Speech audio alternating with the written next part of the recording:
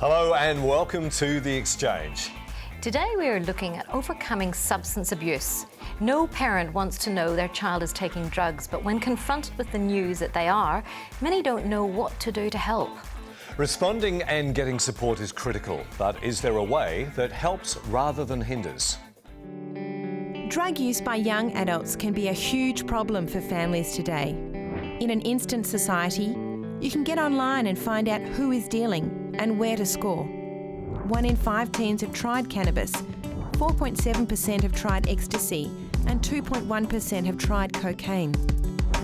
Warning signs can pop up for parents to identify if their child is using drugs. But are those signs just typical of someone growing up? What do you do if your child is drug addicted? On the panel today, we have Michael Miller from Family Drug Support Australia. Michael is a project officer and has a passion for working with people who are affected by drug and alcohol use. Welcome, Michael. Yeah, good morning. Good to have you here. We're also joined by drug and alcohol educator Kerryn Redpath. Kerryn used hard drugs as a teen and nearly died of kidney failure. She now speaks at high schools about the dangers of drug use. Great to have you with us. Thank you. Michael, it's great. Michael, that was heart and kidney failure too, by the way. Oh, heart and kidney. The heart that nearly killed me. Yeah. It's just very confronting to see you sitting here today, looking so well, and realising that was part of your story. Yeah. Tell us, Michael, how common is drug or substance abuse? Look, statistics around at the moment is that of the group of people who do use substances, there's approximately 10% of the people that do use substances that do develop negative problems with their usage. And when we talk about substances, describe some of those. That's from alcohol, heroin, marijuana, and of course at the moment there's been a lot of focus on methamphetamine. We're seeing that 10% roughly that are having really negative consequences. And in what sort of areas of life are we seeing this? Look, it's broad. It goes across the whole gamut there. White-collar workers, blue-collar workers, people who are unemployed, people with mental health problems. We're seeing this taking place with youth, adults, and people in their middle age that are using substances. And obviously the biggest problem in society today is through the use of alcohol. And that's what hospitals are seeing, police are seeing, and drug and alcohol agencies have been seeing that for many years. Right. So, Kerryn, let's hear some of your story. Tell us a little bit about your childhood. Well, I had a wonderful childhood. I grew up in a loving family. So not the stereotypical idea that people have. I just, I've got 2 brothers, an older brother and a younger brother. Mum and Dad worked hard in a business that they ran in the city in Melbourne. I was into horse riding, water skiing, all sorts of things. But I think I just followed the crowd. I was quite a shy teenager. And I started to feel, it started with, puffing on a cigar was the first thing. Then cigarettes, a bit of alcohol, and next thing marijuana. And, one of the things no one ever actually came and spoke in our school and warned us about drugs and alcohol. It wasn't, and I don't blame anyone for that, it just wasn't considered necessary when I was young. And this is one of the things I speak to now when I speak to students in schools, that we're not just doing this to fill in spare time. Over the years we've learnt the damage that drugs and alcohol cause to individuals, families, societies and the whole of this country, Tell us a little bit about the consequences, though. What happened to you? What happened to me was that I thought I was having fun. Like most addicts, you start to just slip down that slippery slope. It started with, alcohol, marijuana. Next thing, speed, hallucinogenic drugs and heroin. I was only going to try that once, but all of these things are very addictive. And I had a full-time office job in South Melbourne and thought I had everything under control. You don't often see that you've got a problem until you're outside of that problem. I ended up with complications of hepatitis B, and I ended up, after 6 months of being ill, I hit the hospital, the Alfred Hospital, with acute heart and kidney failure and was given less than 2 hours to live. I spent almost 5 months in the Alfred Hospital. In that time I had multiple grand mal seizures, one that left me, I fell out of bed, ripped out drips, ended up in a coma for 3 days. I had 2 code blues where I was facing imminent death and the emergency alarms were ringing around the hospital. So I've had a pretty dramatic negative effect from using drugs. And Michael, would you say that that Kerryn's story is common, or is that an unusual story in terms of her happy childhood and... Yeah, look, we're seeing all sorts of people using substances. Some people seem to be growing up in the perfect families, no major traumas, and it's more being curious, a little bit of risk-taking behaviour, and many people who are using substances, they perceive a benefit from them. Otherwise, people wouldn't use drugs. So that benefit can be relaxation, coping, using it for a whole range of reasons, including socialising, and some people just like it a little bit more than others. And when they like it that much... And are people predisposed? When you say some people like a little bit more, are they predisposed? Any genetic research on that? Look, there is research there, and really it helps people identify that they may have a problem when there's a family history of drug and alcohol usage. But when it comes out and a person has a problem, it really doesn't matter about genealogy and things like that. It's what can families do, what can the individual do when it becomes to that point where there is a problem taking place. Kerryn, you mentioned before how no one came and spoke at your school or anything like that. First of all, do you think that would have made a difference? And what else could have been done, do you think, in hindsight, to actually stop you going down that path? It's hard to say how much of a difference it would have made, but at least I would have been a bit more aware. I mean, in my message I share a lot of horror stories, not just my own, but I've got statistics and facts and information on the damage that drugs cause to the brain and different parts of the body. If I'd had all of that information, I think I would have been a lot more cautious about what I was doing. There's no guarantees, but I'm sure some people would listen. Yeah. Right. You made a comment that you were only going to do heroin once. What happened? It makes you feel good. Even after the one time? The one time, it just gradually started to slip because I didn't have access instantly to it, but it gradually started to slip into my life, you know. The once was just, I want to see what this is like, you know. I think once you've entered the world of taking mind-altering substances, it's very easy to be just natural curiosity to want to try the next. Not everybody does. But most people who use hard drugs, you know, started on alcohol and marijuana, and the doors have opened from there, you know. Yeah. You just start to find contacts, you know. You're around people who are using drugs, and it's not hard. They're everywhere. In fact, just recently, the United Nations World Drug Report announced that Australia has the highest percentage of recreational drug users in the world. So it's pretty big, yeah. It's scary, isn't it, when you think, like, you know, it's such a prosperous nation country. we've got. Yeah, we are. We're the lucky country. What is it in our psyche that is driving us? So do we have too much time, too much money? Are we bored? Look, too much money might be the thing. We're seeing drug cartels from around the world focusing on Australia due to the fact that we do have money to be able to spend on recreational drugs. As I mentioned earlier, it's only about 10% of people who do use the recreational drugs that are developing problems. But we are seeing that the market from China, from Mexico recently, we're seeing cartels move in, and it's profitable. So they can charge more here in Australia because we've got more dispensable income.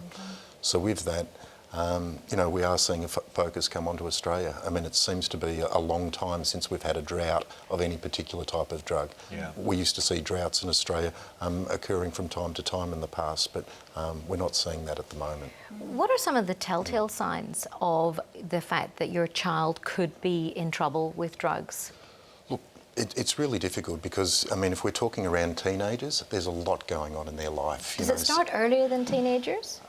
Look, it does, but that's quite rare, and it's usually when it's starting with younger ones. It's happening because an older sibling is usually introducing them to it, thinking it's fun to get their younger brother or sister stoned or high or using substances. There's been isolated cases where even parents have been doing that to their children because they're under the influence of drugs and they're putting their children under the influence of drugs, thinking it's fun. And it's not fun. There's huge difference between a young person's brain and an adult brain. We're seeing the neuroscientists today are noticing or have reported that the brain hasn't fully developed until around about 25 years of age. Yeah. So what I was saying earlier though is that because there's so many changes going on in teenagers, so mood swings, lots of hormones taking place, for many families it can actually be hard to identify is this just a natural occurring phase that their child's going through, or are they symptomatic of drug use starting to take place? With that, with drug use, we're seeing a lot of people starting to lie about their drug use because they've grown up in a household where they know their family's opinions on drugs. So in families that are anti-drugs, which many families are, they hide it because they know their family's opinion. So in telling them what they're doing, they're only going to get nagged at. Yeah. Lying definitely goes with the territory, doesn't it? Absolutely. It does. And why are they lying? They're protecting themselves because they know their family's opinion on drugs. So a lot of the times families can actually change a little bit in regards to when they find out drug use is taking place. Most families will become very emotional, and there'll be a lot of guilt and shame taking place, a lot of stigma associated with drug use, so families find it very difficult to talk about it to other people because people will be pointing the finger at them. Thinking that they're bad parents. Bad parents, and that's just not the case in many cases. So with that, young people are in a difficult position and parents are in a difficult position. So I look at it, and Family Drug Support looks at it, that if we can have more honest and open communication, become a little bit more curious about why are they using substances, is it a one-off, or is it actually starting to lead to some problems taking place? And maybe not overreact during those times, as you say, asking really, really good questions. We've got to go to a break in just a moment. Just quickly, Kerryn, how far would you persist as a parent with a child who is continuing to abuse drugs and it's becoming detrimental to the family? That's really, really tough. You're saying child, like an older person, sometimes the tough love comes in where it's time to move out, but with a child it's very, very difficult. Look, you need to be there to support them, but I have a lot of parents calling me, and no matter how hard they work at trying to support their kids, the kids sort of can take advantage of that as well. Definitely getting some sort of help from Family Drug Support would be one of my suggestions, because they're into helping the family and giving them options and putting them onto different support areas, I suppose. Yeah. But you've got to be there for them, I think, and try to talk through it with them. It is very difficult because kids don't want to do it, and once they've become addicted to these drugs, they don't think as rationally either. No. And it's always, I haven't got a problem. Yeah. We'll be back shortly with Street Talk and more right after this break.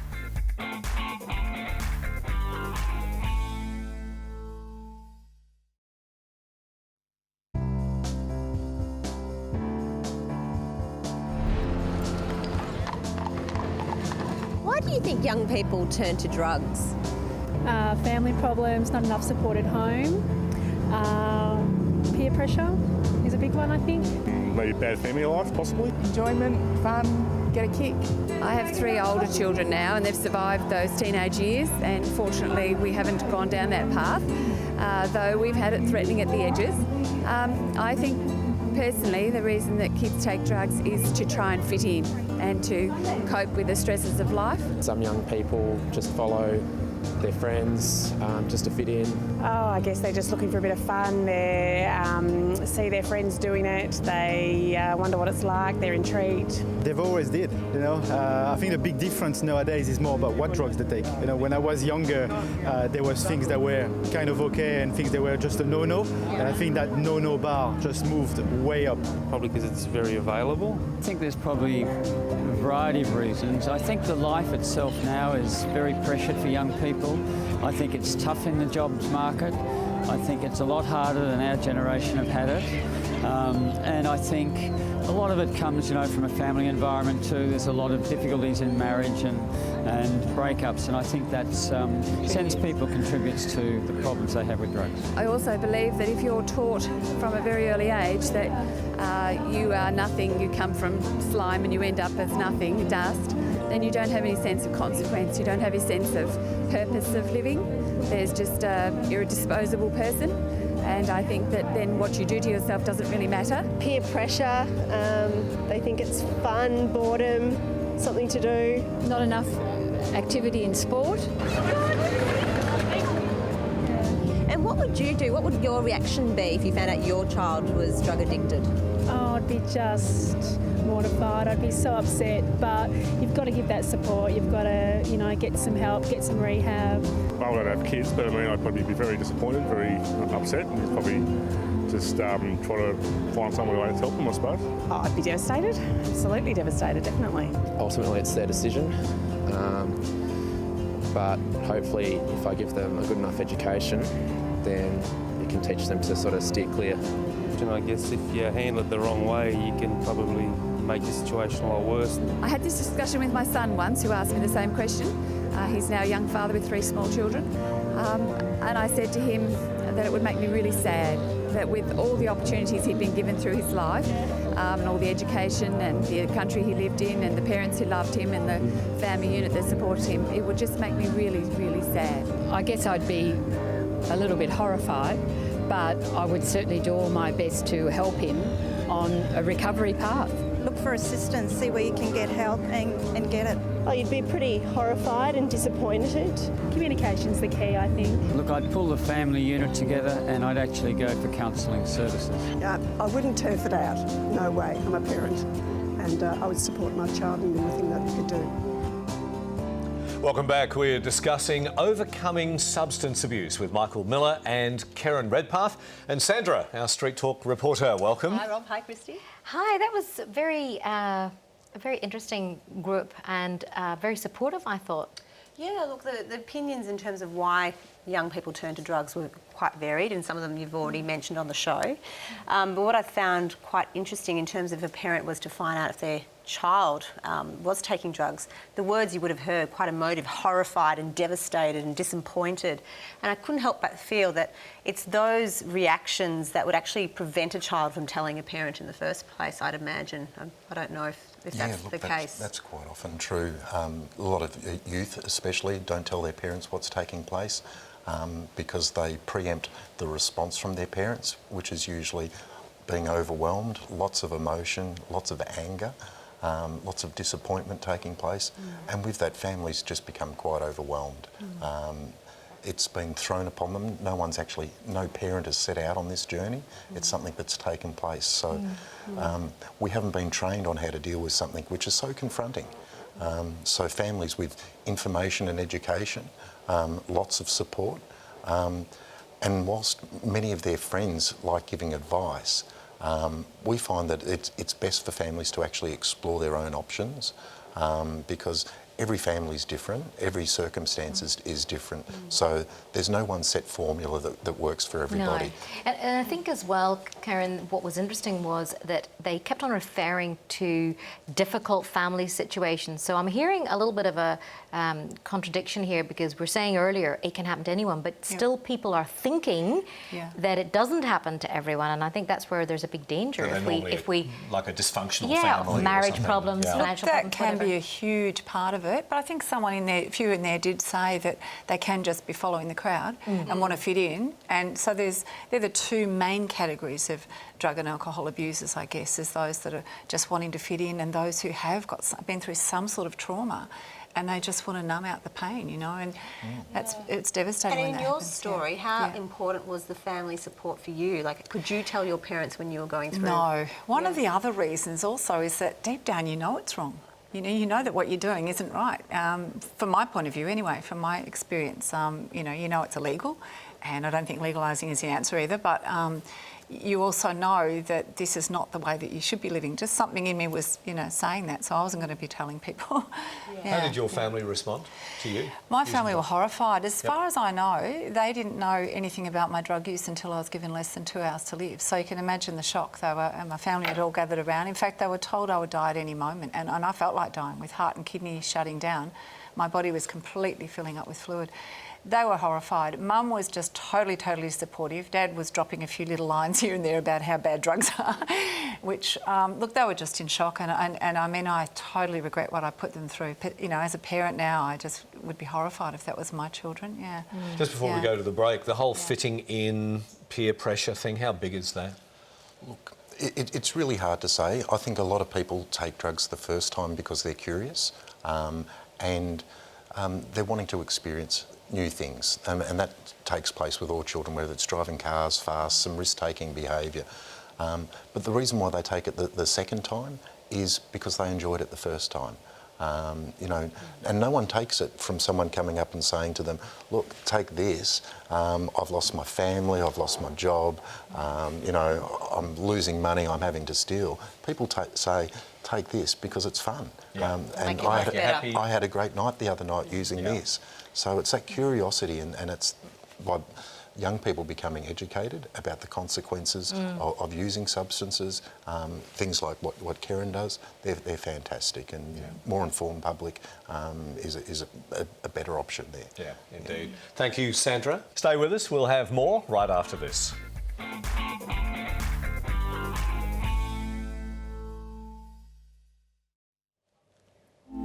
Welcome back. We're discussing overcoming substance abuse with Michael Miller and Kerryn Redpath.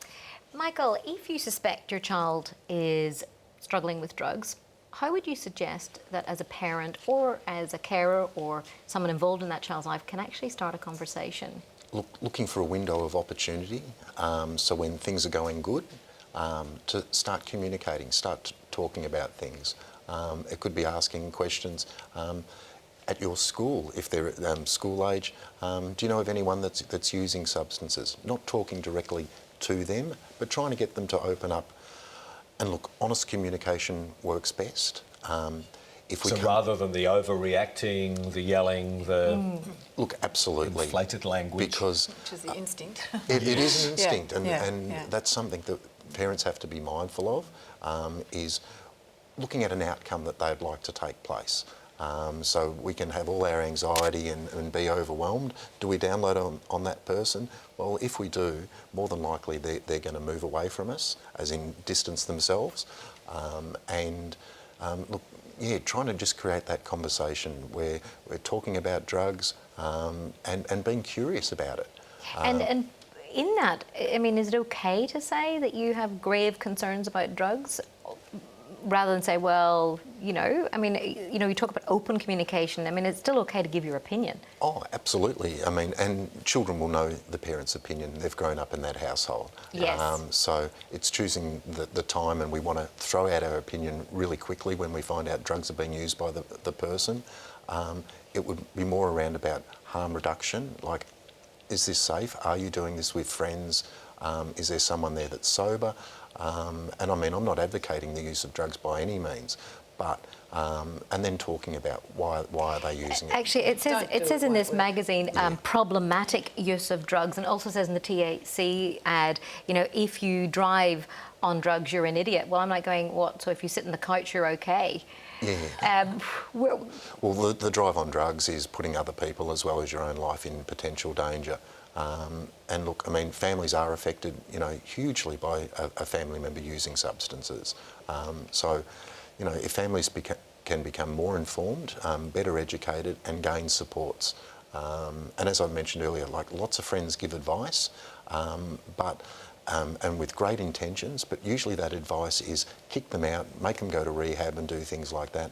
Now, only a small percentage of people fall into those categories where they need to be removed from the home for the family's protection, you know, just getting as much information as they possibly can is powerful. Would you add anything to that at all? Tangible things from what Michael was saying, I think all parents should be prepared to have that talk, because otherwise, when they suddenly find their child, their teenager is on drugs, it's like, you know, that reaction. And I think, to have a good think about how you can handle it, speak to them rationally, calmly, non-judgmentally. You know, there's so many drugs out there. It's reported that the illicit drug trade's the third largest industry in the world after food and oil. You know, no one's immune from it. So you need to be prepared to have that talk and to be open and think about how you're going to talk to your teenager, And there's some really good help out there as well, of course, different agencies. And there's lots of help, but it's not always easy to find the right one, but there's plenty out there, so And look, in a perfect world, it would be great for people like Kerryn and other agencies to be going in and talking to students, and then at night, on the same day, someone from Family Drug Support coming in and talking to the parents. So that creates a conversation that can take place for year 10, 11 and 12 And maybe as students. parents we should be saying to the schools, we want We want our children educated. We want people like you coming in. Yeah. And talking of education, there's some books here. Kerryn, you've written a book. Just tell us a little bit about that. I've written my book, my story, which is called Out of the Darkness, which goes right back starts at my childhood and a loving childhood and all the great things that happened in my life, and into the really dark side of the drugs, where I had drug ODs. I took nearly 40 minutes to resuscitate my boyfriend one night in the middle of the night by myself. Nearly gave up, to me falling ill and nearly dying, spending months in hospital, coming out very, very frail still, and you know the amazing outcome that I've had, and 3 children I've been blessed with, and that is so good. Quite incredible. And that's what opened the door for the speaking in schools. A teacher who'd read my book invited me to speak at the school where he taught, and I've spoken in over 100 schools. I started to speak interstate. I'm passionate about getting my message out there and warning kids, and I'm getting an amazing response from the kids. That is so exciting. Yeah. And just very quickly, Michael, your CEO, Tony Trimmingham, has written this book, Not My Family, Never My Child. Tell us just a little bit about that. Look, Tony Trimmingham, he's the founder and CEO of Family Drug Support. Organisation began back in 1998. Very shortly after Tony's son Damien died of a heroin overdose. Realising there was very little support around for families that had lost children and partners, that was the birth of Family Drug Support. It's a fantastic resource, and like the name of the book, not my family, never my child, and that's how most families do feel. It's a fantastic book, and I'm sure parents will get a lot out of it. Thank you both for coming on The Exchange. What you've shared and some of the useful information that you've given, I'm sure will make a difference to many families. Thank you very much. Thank you. And thank you for watching. Please go to our website for a fact sheet as well as more information about our show. Hope you can join us next time. See you next time.